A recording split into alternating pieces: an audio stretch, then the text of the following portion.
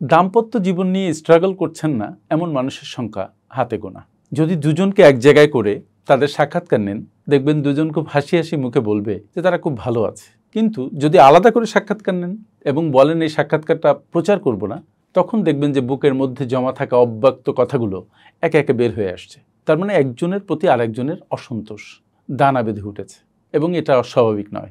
দীর্ঘ সময় ধরে একসাথে পথ চলতে গেলে অনেক ভুল ত্রুটি, ক্ষমার অযোগ্য অনেক অপরাধ জমা হয়ে যায় এবং সেগুলো জমতে জমতে এমন এক অবস্থা হয় যে দাম্পত্য জীবন দারুণ চ্যালেঞ্জের মধ্যে পড়ে, স্ট্রাগলের মধ্যে পড়ে। আর সবচেয়ে মজার ব্যাপার হচ্ছে, আমাদের এখানে একটা ছেলে মেয়ে দাম্পত্য জীবনে প্রবেশ করে কোনো কিছু না বুঝেই। বয়স হয়েছে, বিয়ে দিয়ে দিয়েছে, কিন্তু তাদের পারিবারিক জীবনের ফাইন্যান্স কীভাবে ম্যানেজ করতে হবে, দুজনের মধ্যে রিলেশনশিপ কীভাবে ম্যানেজ করতে হবে, শ্বশুর শাশুড়ির সাথে কীভাবে আচরণ করতে হবে, এগুলো কেউ কাউকে শেখায় না, সেরকম কোনো ব্যবস্থাও নেই।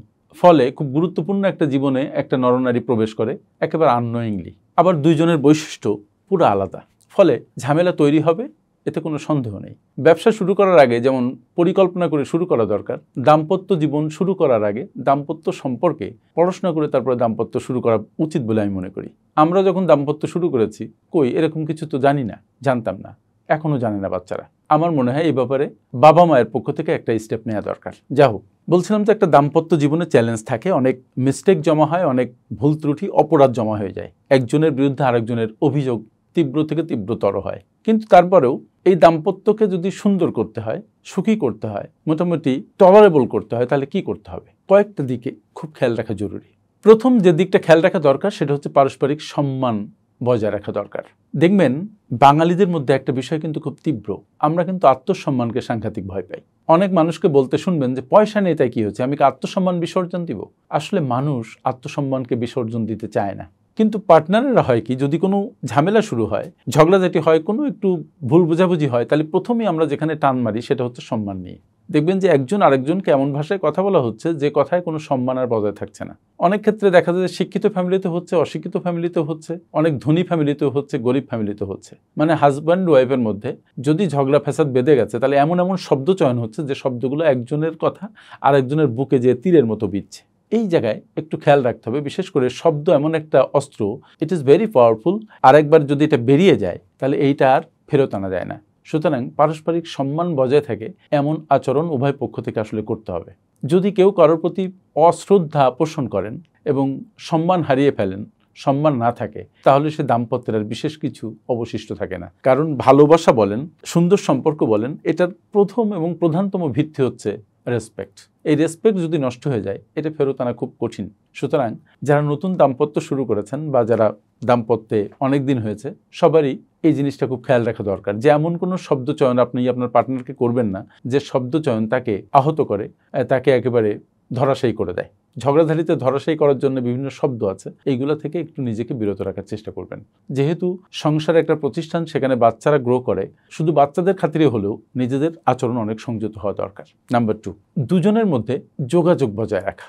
যোগাযোগ বলতে আমি প্রপার কমিউনিকেশনের কথা বলছি। আমাদের দুটো সমস্যা প্রকট, আমি আগেও ভিডিওতে বলেছি। একটা হচ্ছে কমিউনিকেশনে আমাদের উইকনেস আছে প্রচণ্ড, আর নাম্বার 2 হচ্ছে আমরা ম্যানেজমেন্টও খুব উইক। কমিউনিকেশন যদি আপনি ভালো জানেন, তাহলে কখন কার সাথে কিভাবে কথা বলতে হবে সেটা আপনি ভালো বুঝতে পারবেন। বিশেষ করে একজন পার্টনার যখন খুব উত্তেজিত থাকেন, তখন আরেকজন পার্টনারের যত উত্তেজনা আসুক না কেন, সে যেন সেটা প্রশমন করেন এবং সে যেন চুপচাপ থাকেন। পরে যখন ঠান্ডা হয়ে পরিবেশ, তখন আপনি আপনার যুক্তি পেশ করেন। কিন্তু হয় কি, একজন রাগারাগি শুরু করে, আরেকজন রাখতে থাকে, আরেকজন রাখতে থাকে, এই করতে করতে এমন এক পর্যায়ে যায় যে পর্যায়কে আর কন্ট্রোল করা যায় না। সুতরাং কমিউনিকেশন হওয়া উচিত ধৈর্য ধরে এবং একটু সুস্থ কমিউনিকেশন।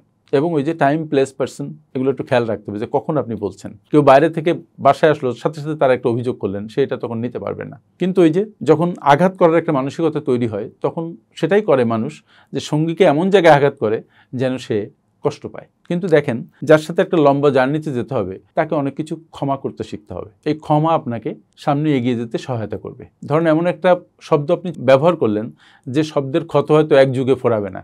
সুতরাং এই শব্দ থেকে দূরে থাকা দরকার এবং কমিউনিকেশনটা ওপেন থাকা দরকার। যে যদি এমন হয় দুজনের মধ্যে কোনো ঝগড়া হলো, মান অভিমান হলো, বা বিশেষ কোনো বিষয় নিয়ে দারুণ একটা লঙ্কাকাণ্ড ঘটে গেল, তারপরও যেন কমিউনিকেট করা যায়, একজন যেন আরেকজনকে বলা যায়, এবং যখন একজন বলবেন তখন আরেকজন যেন ধৈর্য ধরে শুনে। কিন্তু যেটা হয় সেটা হচ্ছে একজন বলছে আরেকজন বলছে, একজন বলছে আরেকজন বলছে, ফলে আর শোনার পর্যায়ে নেই, ঝগড়ার পর্যায়ে চলে যায়। এই জায়গাটাকে একটু কন্ট্রোল করতে হবে এবং নিজেদের ভাষাকে সংযত করতে হবে, কমিউনিকেশনটা ইফেক্টিভ হতে হবে। এখানে দুজনেরই উদ্যোগ নিতে হবে, দুজনকেই ধৈর্য ধরে কাজটা করতে হবে, তাহলে দেখবেন যে সম্পর্ক সুন্দর থাকছে, সম্পর্ক সুন্দর হচ্ছে, ইমপ্রুভ করছে। নাম্বার 3, একসাথে সময় কাটান। একসাথে সময় কাটানোর কথা আসলে অনেকে বলবে যে রাতে তো একসাথে ঘুমাচ্ছি। হ্যাঁ, সেটা তো ঘুমের সময়, কিন্তু কথা হচ্ছে অন্য সময় একসাথে সময় কাটানো যায়, ইভেন প্রচণ্ড ব্যস্ত থাকলেও কাটানো যায়। যেমন ধরেন সকালে উঠে দুজন একসাথে 1 কাপ চা খাওয়া যায়, দুপুরে লাঞ্চ একসাথে করা না গেলেও রাতে ডিনারটা দুজনে একসাথে করা যায়, মাঝে মাঝে দুজন বাইরে যেয়ে কফি খাওয়া যায়, ঘুমানোর আগেও দুজন মিলে বেশ খানিকক্ষণ গল্প করা যায়। কিন্তু ঝামেলাটা হয় কোথায় জানেন? ঝামেলাটা হয় যে যখন দুজন কথা বলা শুরু করে তখন আলোচনা না করে সমালোচনা শুরু হয়ে যায়, তখন কোনো ইফেক্টিভ কমিউনিকেশন না করে অভিযোগের তীর একজন আরেকজনদের দিকে ছুটতে থাকে। যখন একজন ছোট্ট একটা অভিযোগ করেন তখন আরেকজন আরেকটা বড় অভিযোগ নিয়ে হাজির হন, তখন এই পাশের জন তার চাইতে বড় অভিযোগ করা যায় কিনা সেটা খুঁজতে থাকেন। ফলে যেটা হয়, দুজনের মধ্যে যে সুন্দর সম্পর্ক, বন্ডিংটা দৃঢ় হওয়ার কথা, তা না হয়ে দূরত্ব বাড়ে। এই ক্ষেত্রে দুজনেই সংযত হওয়া দরকার এবং আলোচনা যেন আলোচনার মধ্যে সীমাবদ্ধ থাকে। অভিযোগ করলে অনেক করা যাবে, অভিযোগ করে আপনি সমাধান করতে পারবেন না এবং এক জন্মে আপনার এই অভিযোগের সুরাহা হবে না। ফলে দোষের দিকে খেয়াল না করে গুণের দিকে ফোকাস করা যায় কিনা একটু দেখুন না। আর আরেকটা বিষয় আমি বলি, যখন দেখবেন যে ঝগড়াঝাটির পর্যায়ে চলে যাচ্ছে তখন একজন বুদ্ধি করে ঝগড়াটাকে অন্য খাতে প্রবাহিত করা যায় কিনা চেষ্টা করবেন। যেমন ধরেন শ্বশুরবাড়ি নিয়ে অনেক আলাপ হচ্ছে, ছেলে পক্ষের বাপ মায়ের কথা যখন আলোচনা হবে অনেক ক্ষেত্রেই ওয়াইফরা সেটাতে ডিসস্যাটিসফাইড হয়। সেই সময় যদি আপনি আপনার শাশুড়ির বিষয়ে আলাপ করেন, শ্বশুরের বিষয়ে আলাপ করেন, অথবা আপনি আপনার শালার বিষয়ে আলাপ করেন, তাহলে দেখবেন বিষয়টা আবার অন্য দিকে গেছে। এখানে একটু উইট থাকা দরকার আছে আমার মনে হয়। সো একসাথে সময় কাটানো দরকার, বাট সেই সময় যেন সুন্দর সময় হয়। অসুন্দর সময়কে সুন্দর করার জন্য একসাথে সময় কাটানো দরকার, একসাথে সময় কাটিয়ে ঝগড়াকে বড় করার কোনো দরকার নেই। নাম্বার 4, ক্ষমা করার মনোভাব গড়ে তুলুন। দেখুন, আমরা ক্ষমা করতে শিখি নাই, আসলে আমরা ক্ষমা করতে ভুলে যাই, ক্ষমা করতে চাই না। যদি প্রত্যেক দিন আপনি দিনে যত ভুল করেছেন, আপনার সঙ্গী যত ভুল করেছেন আপনার সাথে, এগুলাকে রাতে ঘুমের আগেই ডিসলভ করে এগুলাকে যদি আপনি ক্ষমা করে ঘুমিয়ে যেতে পারেন, তাহলে পরবর্তী দিন সুন্দর হয়। প্রতিদিন ক্ষমা করতে পারলে দেখবেন যে আপনার অভিযোগ নেই, কিন্তু আমরা ক্ষমা করতে চাই না। ক্ষমা না করতে করতে, ঘৃণা করতে করতে আমাদের নিজেদের মধ্যে ক্যান্সার বাঁধিয়ে ফেলি। এজন্য কথা হচ্ছে, ক্ষমা একটি মহৎ গুণ আমরা জানি, বাট এই গুণটা যেন আমরা আমাদের সঙ্গীর ক্ষেত্রে ব্যবহার করতে পারি। কারণ আমরা যেহেতু সঙ্গীদের সাথে বেশি থাকা হয়, অন্য যে কারো চাইতে ভুল ত্রুটি বেশি ধরা পড়ে। ভালো মানে গুণ যেমন ধরা পড়ে, দোষও তেমন ধরা পড়ে। সুতরাং সব দোষকে যদি আপনি আমলে নেন, তাহলে দোষের বোঝা এত ভারী হয়ে যাবে যে আপনি চলতে পারবেন না। ফলে দোষকে ক্ষমা করুন। দুজন দুজনকে যদি ক্ষমা করতে শেখেন, দেখবেন জীবন আসলেই সুন্দর হবে। আর উদ্দেশ্য তো জীবনকে সুন্দর করা, অসুন্দর করা নয়। তাহলে আমরা অসুন্দরের দিকে কেন এত ফোকাস করি? নাম্বার 5, একে অপরকে সহযোগিতা করুন। দেখবেন আমাদের মধ্যে সহমর্মিতা, সহযোগিতার উদাহরণ বেশ কম।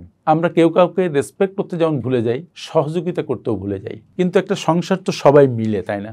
দুজন যদি দুজনকে সহযোগিতা করা হয়, তাহলে আলটিমেটলি ফ্যামিলিটাকে সহযোগিতা করা হয়, ফ্যামিলিটাকে সামনে টেনে নিয়ে যেতে সহযোগিতা করা হয়। এখানে কেউ কারো শত্রু নয়, একজন আরেকজনের খুব কাছের মানুষ। এত কাছের মানুষ পৃথিবীতে আর নেই, কিন্তু এখানেই যেন যত সব বাধা। একজন আরেকজনের কাছের মানুষ হতে পারছে না। প্রচন্ড প্রেম করে দুইজন একসাথে সংসার শুরু করেছিল, কিন্তু কিছুদিন যেতে না যেতেই প্রেম ভেঙে চুরে কই চলে গেছে। ওয়াই? বরং দুজনের মধ্যে একটা সহযোগিতার সম্পর্ক হোক, দুজনের মধ্যে একটা সহমর্মিতার সম্পর্ক হোক, দুজনের মধ্যে একটা ক্ষমাশীল সম্পর্ক হোক, তাহলে দুজনের মধ্যে একটা রেসপেক্টের সম্পর্ক গড়ে উঠবে, দুজনের মধ্যে একটা প্রচণ্ড ভালোবাসার সম্পর্ক গড়ে উঠবে, আস্থার সম্পর্ক গড়ে উঠবে, যে সম্পর্ক দুজনকে একসাথে বৃদ্ধ হতে সহায়তা করবে। সুখী দাম্পত্য সবার কাম্য, কিন্তু সুখী দাম্পত্যের জন্য যে কাজগুলো করা দরকার সেটা আমরা করি না। আজ থেকে আপনারা যারা এই ভিডিও শুনলেন, দেখুন না দাম্পত্যকে সুখী করা যায় কিনা, সহনশীল করা যায় কিনা, স্মুথ করা যায় কিনা, সুন্দর করা যায় কিনা। আমার সাথে এতক্ষণ থাকার জন্য অনেক অনেক ধন্যবাদ। আপনারা যারা বিশ্বমানের project profile, company profile, project feasibility, market survey, business and marketing plan এবং ওয়েবসাইট তৈরি করতে চান, তারা আজই যোগাযোগ করুন আমাদের সাথে। Finpower Leadership International, a finance and business consulting farm.